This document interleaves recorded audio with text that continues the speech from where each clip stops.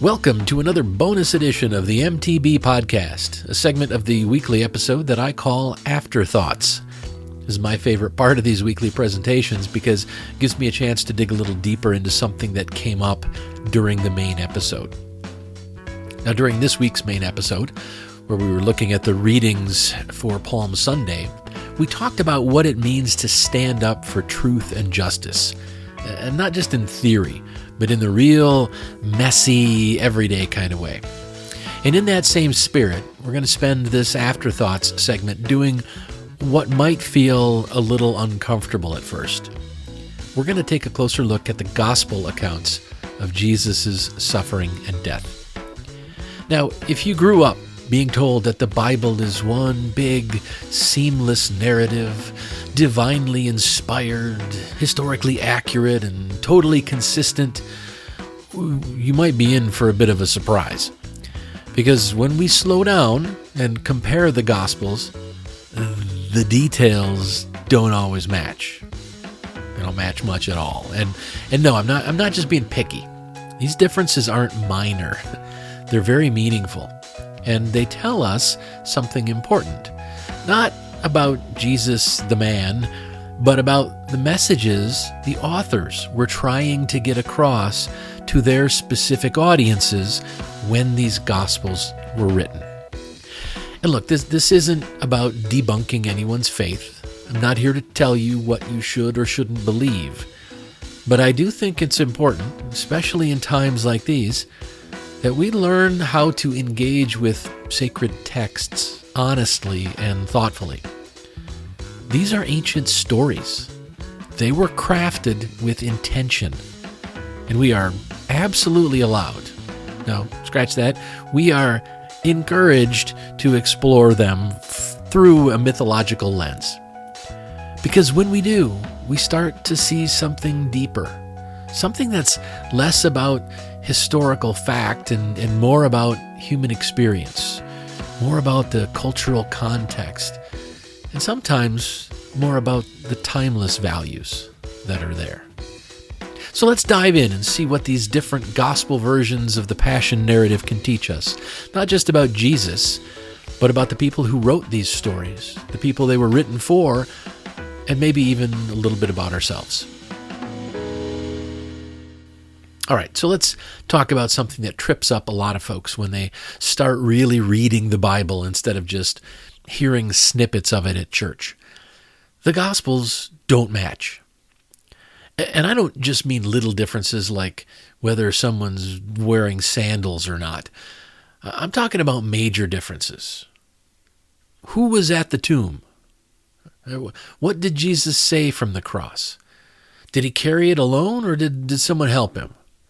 It depends which gospel you're reading. So let's lay it out. We've got 4 gospels, right? John, Paul, George, and Ringo. No, I'm sorry. Matthew, Mark, Luke, and John. And here's the key thing to remember. None of them were written during Jesus' lifetime. They were all written decades later. Mark is likely the earliest, probably written around 70 CE. And John is the latest. It was likely written between 90 and 100 CE. That's a good 40 to 70 years after the crucifixion was supposed to have happened. So we're already a few generations removed from the actual events. Now, why does that matter? Well, because in that gap between Jesus' death and the writing of these accounts, the stories were passed down orally. It's like a long game of theological telephone. And if you've ever tried to retell a story that someone told you once 5 years ago, well, you get it. But this wasn't just people forgetting stuff. These weren't historians jotting down court transcripts. These were writers crafting stories on purpose to make theological arguments and to speak to specific audiences. For example, Matthew was writing for a primarily Jewish audience. So he really leans into the whole Jesus is the new Moses thing.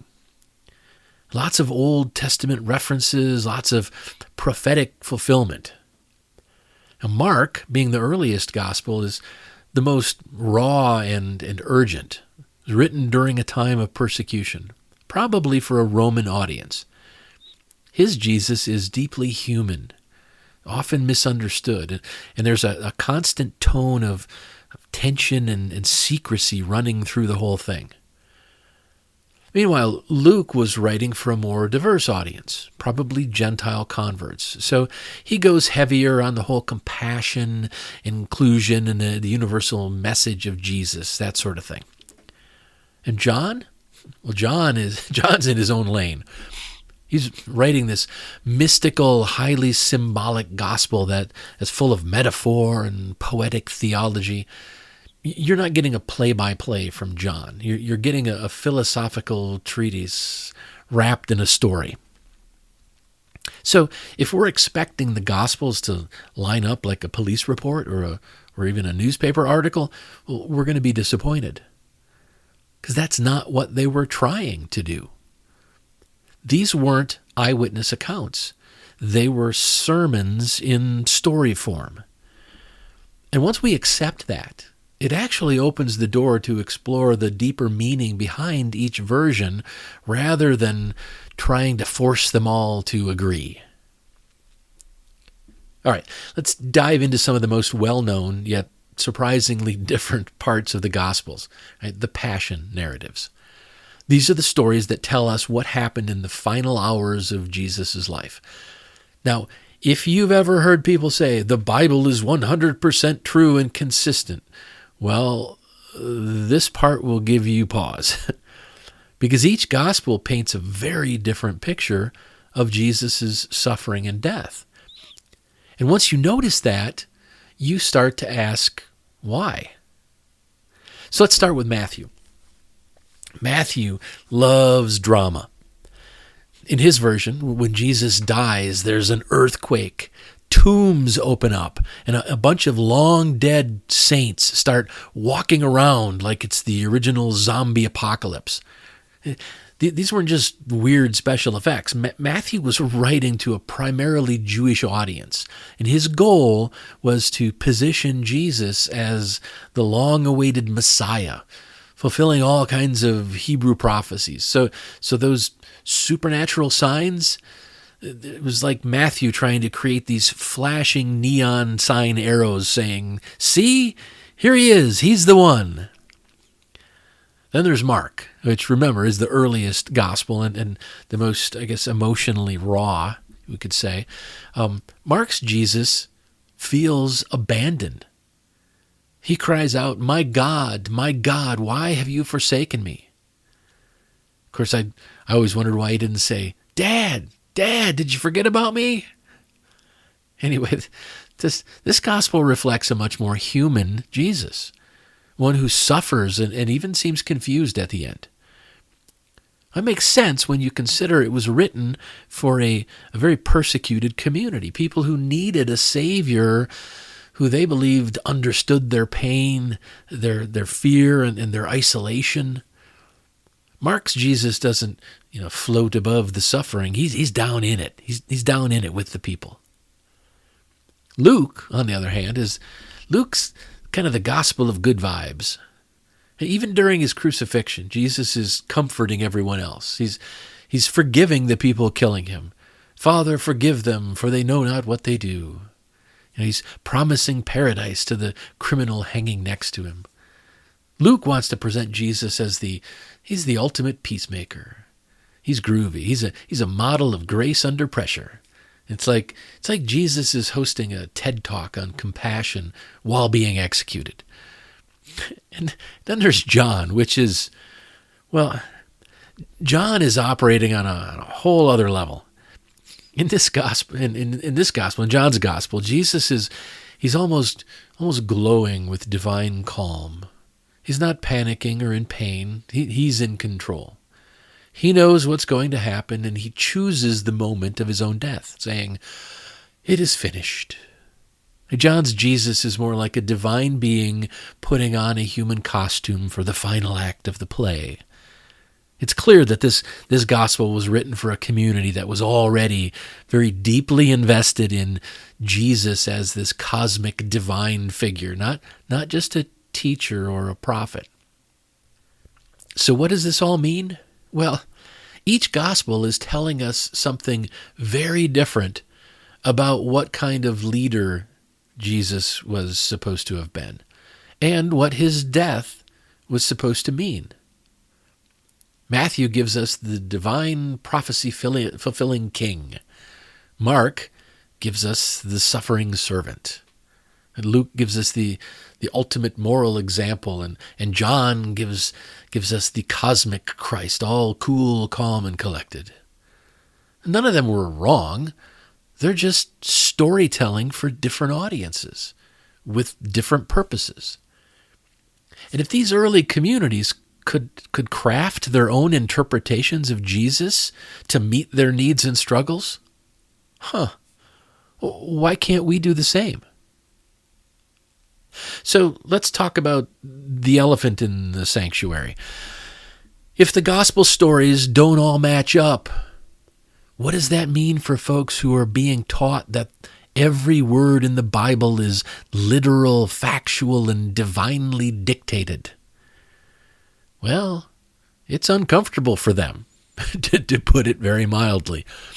And if you grew up in a tradition where questioning the Bible felt like spiritual betrayal, then realizing the stories don't line up might feel like the ground is shifting under your feet. That's okay. That discomfort is real.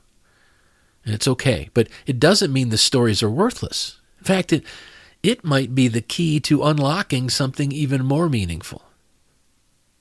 Because here's the thing. These stories weren't written to be courtroom transcripts. They weren't written to be historical accounts. They were written to teach lessons, powerful, symbolic, even moral lessons. They were designed for specific people at specific times. And the best part is, we're allowed to read them that way too. We're not being disrespectful by asking questions. In fact, when we ask questions, we're honoring the deeper point. We're doing exactly what those early writers hoped people would do.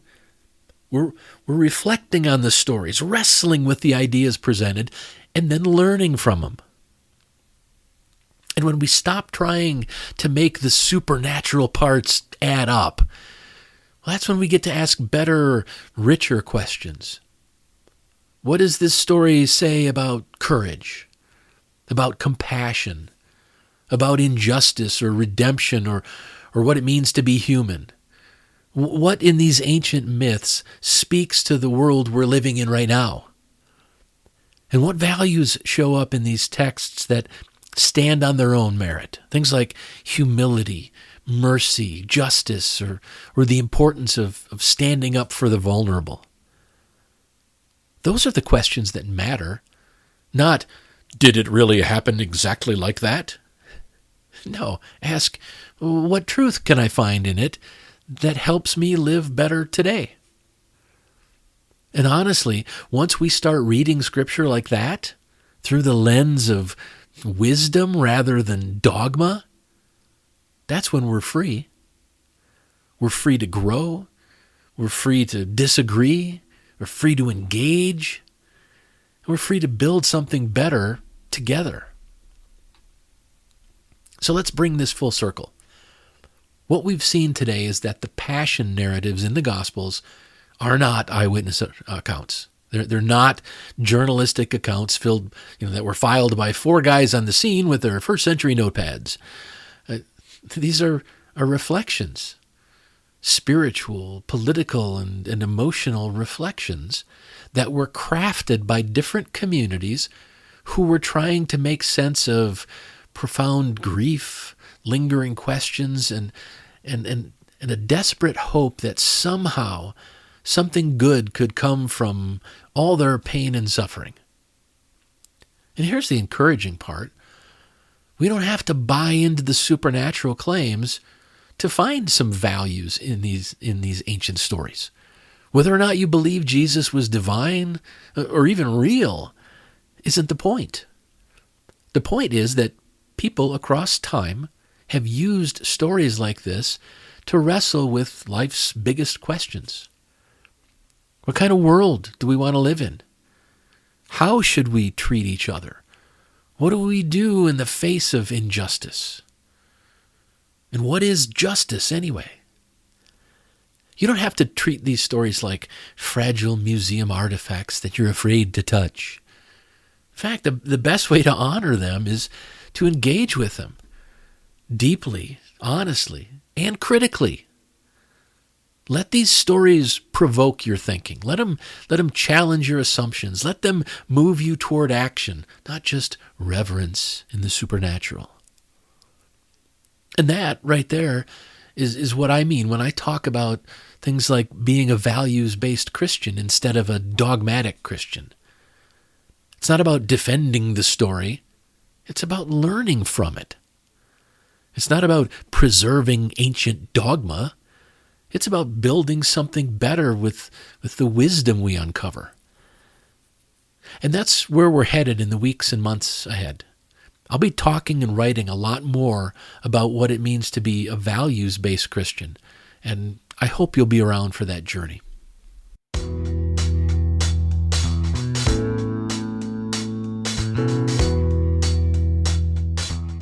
All right, thanks for joining me for this episode of Afterthoughts. If you want to keep up on everything I'm doing, please head over to thecodaproject.com and subscribe to my newsletter. You'll get notifications whenever I publish anything, and I'll also keep you updated on the weekly live streams of Mythologizing the Bible. Also, if you subscribe for free over at thecodaproject.com, you'll start receiving my weekly resource called The Weekly Compass. This is a brief, once-a-week guide on a single core value. Think of it as a mini lesson plan for personal growth. It's perfect for families, students, and adults because I include discussion questions designed for each of those age groups. Each weekly issue centers on a short reflection about the week's value, followed by discussion questions that are tailored for the different age groups, from kids to college students to adults. And then a simple take action step, like a small challenge or exercise you can do to put that value into practice. Especially for families, it's designed to be an easy way to ensure that at least once a week, you're making time to talk about morality, ethics, and core values. So if you're interested, please go subscribe for free at thecodaproject.com. Thanks again for listening. Until next time, keep thinking, keep questioning, and keep seeking the truth.